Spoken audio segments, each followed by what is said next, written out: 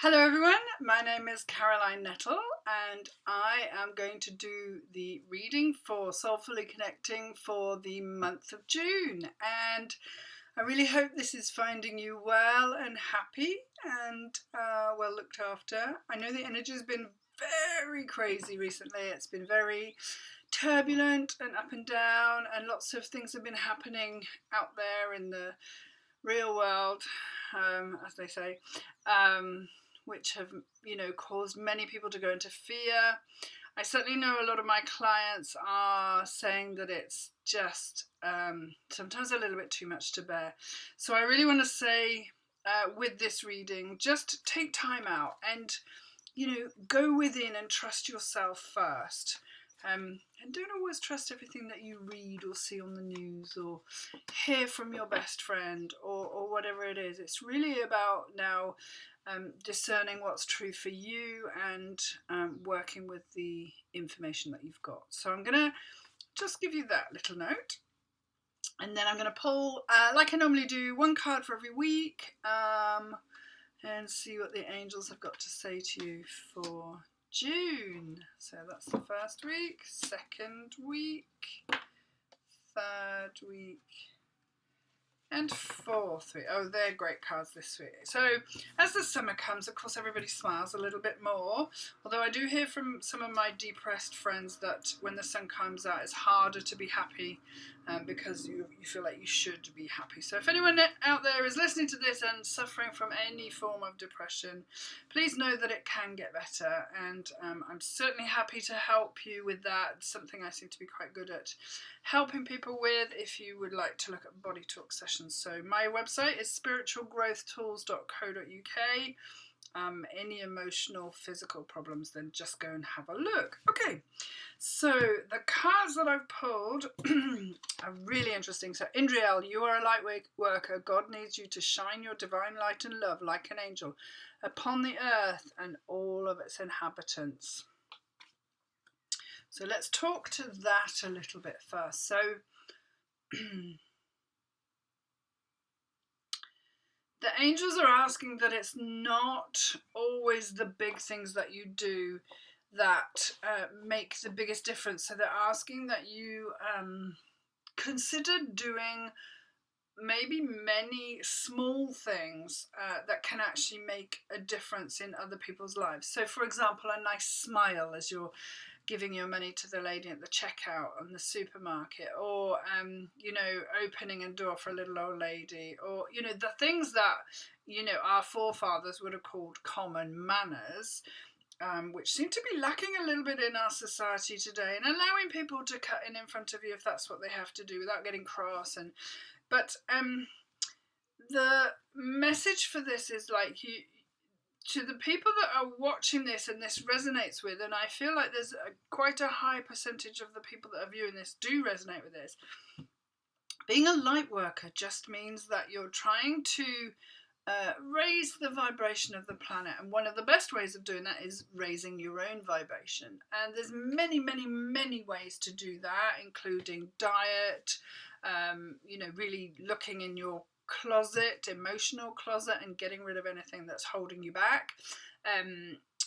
There's things like letting go and forgiving. There's lots and lots of different things, many, many wonderful books written about it. But if I'm not looking at my issues and trying to make me a better person, then I can't really help you. And one of the pitfalls, I think, of being a healer is that most healers go into healing because they need to heal themselves. But they kind of get to a point and then they stop working on themselves, and they're still working with clients who need their help and assistance. And I think one of the things about being a healer, I am one myself, as you know, is that you need to keep working through your own energy blocks and issues around childhood and trauma and anything like that, because that way you're able to help so many more people. But for those listening that aren't healers, although I actually think pretty much everybody is, you can really help someone's day by just smiling at them, or paying it forward with a cup of coffee or something really tiny. But like I said, the angels are just asking us to up the ante a little bit with the amount of small, kind, thoughtful gestures we do for other people. So really here I'm asking you to think about how you can help the lives of those around you. And I'm not encouraging you to be codependent and go and do everything for everybody and get really exhausted. But what I am saying the message is like really think about little ways that you can improve things in your life and in the lives of those people around you. The next thing they want to talk about is sending the planet love. Now, this is something they told me very early on when my relationship with the angels was just starting, and I took it on board because I think I've always been so passionate about the planet and and all the wonderful, beautiful nature that surrounds us. But here's what the message is from the angels. So they're saying, so in that time when the day's finished and you've done your chores and you've, relaxed a little bit, if there's 10 minutes in the day that you can sit there and just positively send love, peace, harmony, joy, all the good things from your heart to the planet. And they're showing me a way that you can meditate around this if this isn't something that you know how to do. If you do it other ways, that's absolutely fine too. But they're showing me, there's a wonderful picture on Facebook of a little girl and she's holding the earth in her hands like this. It may be an advert for something, I'm not entirely sure. But anyway, so she's holding the earth out in front of her like this, and they're asking me to just show you that image so that you can then just see the whole of the earth and just shower it in love and, like I say, joy, peace, and all the things that it needs, water where it needs water, and turn that into a little ritual, because if enough of us are doing the same thing on a regular basis, it can't help but raise the vibration on the planet, which is going up according to, there's I think it's Schumann's resonance. I'm not entirely sure, but anyway, there's graphs that are being shown that are showing that the vibration on the planet is raising, despite all the terror and war and horrors that we're seeing. Actually, enough people are concentrating on the good bits. So you are a light worker. God needs you to shine your divine light and love like an angel upon the earth with all its inhabitants. Then for week 2 of June 2016, Carissa, you are at the end of a cycle in your life. Call upon your angels to comfort you and to guide you to your next step. Happiness awaits you now. Now, I really like this card. I hope you could see that, because it's an angel. Wings are behind her. She's sitting cross-legged on a beach. The beach looks beautiful. And it feels, and there's dolphins and all sorts of wonderful natural things, but it feels like this is an absolutely right ending. Some endings feel wrong, but this is one that's totally right. Maybe you've decided to leave your job or leave your partner, or leave behind your loneliness and join some clubs, or whatever it is you're leaving behind. And it doesn't always have to be bad, but sometimes especially a lot of women find themselves after a not particularly good marriage, or when they've given their entire life to looking after their children, and then they sort of find a spark and they go and follow a passion that they've never really followed because they haven't had the time before. And I just absolutely love to see women blossoming like that. Now, I'm pretty sure my audience with this is not entirely women, but that's not to say that it doesn't happen for men too. But I've just noticed it more in women. When they stop playing the mother-wife figure, suddenly life seems to open up for them. Anyway, that's because we live in a patriarchal society. So the angels are saying there's a strong sense of just having the guts almost to say, do you know what, that's not what I want anymore. Because as the vibration on the planet is raising, you can bet your bottom dollar that your energy is changing as well. Your vibration is changing. And as our vibration changes, maybe we don't like that skirt that we bought last week, or that pullover, or that friend that we've had forever and ever, but actually every time we're with them we feel really drained and just, because they're so negative, or they want to talk about as their illness. Now, when people are chronically ill, I'm not saying that they don't need to find a healthy place to go and express their their fears and their worries, but it doesn't always have to be you, if you see what I mean. And so what I'm trying to say is that there needs to be an ending in the second week in June, which is really interesting because I feel like many of the readings that I've done have just been asking you to let go of what doesn't serve you anymore. And I'm definitely hearing that as the energy picks up, as the vibration rises, we are going to be asked to let go of much, much more. And you know, the more we are able to learn to let go and to you know, do it willingly and happily. In the beginning, that means when we come to the big stuff that maybe is crippling us or keeping us so held back in our stuff that we can't move forward and live a full and vibrant life.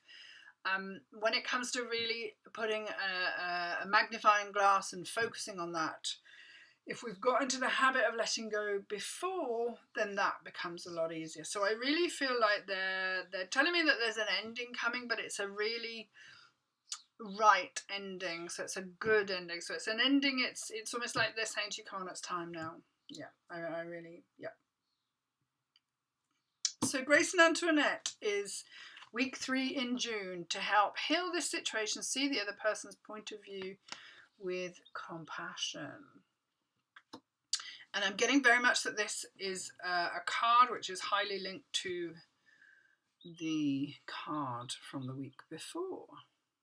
So really the week before is about acknowledging that there is an ending, and week 3 is about and also healing any wounds or letting go of your anger at somebody, and trying to walk for 10 minutes in the shoes of the person who you perceive has hurt you. One of the things they want me to tell you is that, and I learnt this for myself, and I didn't learn it gracefully. I wish I could say that I did, but I wasn't graceful at all. But I had to learn that everybody was doing the best that they could. Even if my perception was that their treatment of me was atrocious and I was a first-class victim, I'll be the first to admit that. But people treat us on the whole as we allow them to. So for example, if you know someone who's always being bullied, some of the things that we could teach that person would be to stand up for themselves and believe in themselves more, so that A, what other people think of them doesn't matter, and B, they are able to say, that's not okay, I don't want you to treat me like that. But so we're talking about everybody in our sphere is doing the best that they can. So for example, let's look at the family. If grandmother and grandfather didn't tell your mum, and let's say your dad too, so let's say you have 2 parents, that they loved them, that everything they did was amazing, that they really were special and you know, deserved to do really well, and then your mum and dad had children, well, no one had ever told them they were any good, so they don't know that that's what you can do with children, unless of course they've been intelligent and watched other people parenting. My point is, you can only, as parents, pretty much do what your parents did, unless you really do, you know, learn about parenting. And you know, let's face it, I'm 50. When I was born, what you thought, what people thought of as good parenting is very different from today. I know that's true. But so what I'm saying is, our parents did the best that they could with the tools that they were given. There's a lot of planes flying over today, sorry about that. And so sometimes some of what we need to do as the children of those parents, now I'm not saying that therapy isn't a good thing, and I'm not saying that, you know, there isn't other work to do around this, definitely. But what I am saying is sometimes we have to understand that they didn't have anything else to give us. It's not that they're bad or lacking or were negligent. They just didn't have it to give us. So if I spend my entire life saying my parents didn't give me X or Y or neglected me or whatever, then I'm not really being fair to myself, because one of the things I need to do is teach that to myself. So, for example, with me, I wasn't really heard as a child. As a teenager, I was very talkative. I didn't shut up. I couldn't bear silence. There was lots of different things that were in my personality because I hadn't been heard as a child. I'm a lot older now and a lot wiser, and I've done a lot of therapy, but now silence is my best friend. I really enjoy time when it's not chat, chat, chat. And at the same time, I really like a fantastic conversation. But now I've learned to listen, and I can hear instead of always chipping in and listening to respond and all those lovely textbook things that I used to do. And that has been purely from personal growth, lots of therapy, and just noticing where I couldn't not chip in and I wanted to chat and all of these things, when actually what the other person saying was really interesting. So that was a very long-winded way of saying sometimes we have to do for ourselves what others couldn't do for us.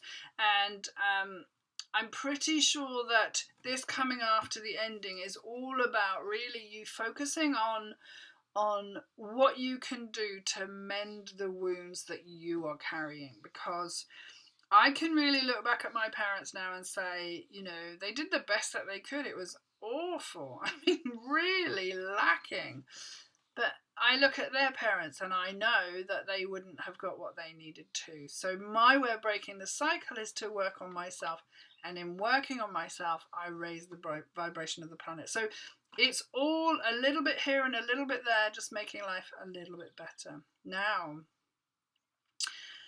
that was very long-winded. I hope that wasn't too boring. Anyway, so the fourth week is Bethany. When you take excellent care of yourself, everybody benefits. Give yourself a relaxing treat today, such as a massage, sea salt bath, or pedicure.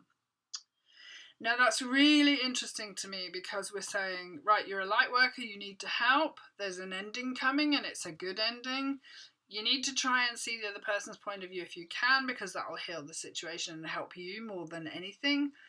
And after you've done that, it's time to take a break, because healing emotional wounds and issues and problems can be really, really exhausting. So the fourth week of June feels like, you're going to work a little bit hard on your things as you go through the month, and then it's time to just really take some downtime. Yeah, they're telling me because July is going to be really funky. Okay, so we're gonna find out more about July at the end of June, of course. Yeah, I really hope that's been helpful. I think what's coming up is it's just chipping away, isn't it? Just getting to the point where we're free, and so many people I know are really starting to do some very good work on themselves, which is really helping them to move forward in their life. So I hope that's helpful for you. If you would like me to help you in any way with your moving on from some of your emotional problems and issues, or where you really can't let go, or where you're really not able to forgive, or not saying that forgiving is always a necessity, but then do go to my website, which is spiritualgrowthtools.co.uk, and look for Healing with Body Talk, because that is what I do, and I find it really effective when we're trying to get rid of emotional blockages to your health and happiness. Okay, so sending everyone at Soulfully Connected a really happy May. No, a really happy June. And it's a big move for me this month, so I'm going to relocate to Wales. And hopefully have internet for the next one, because July is promising to be funky, I'm told.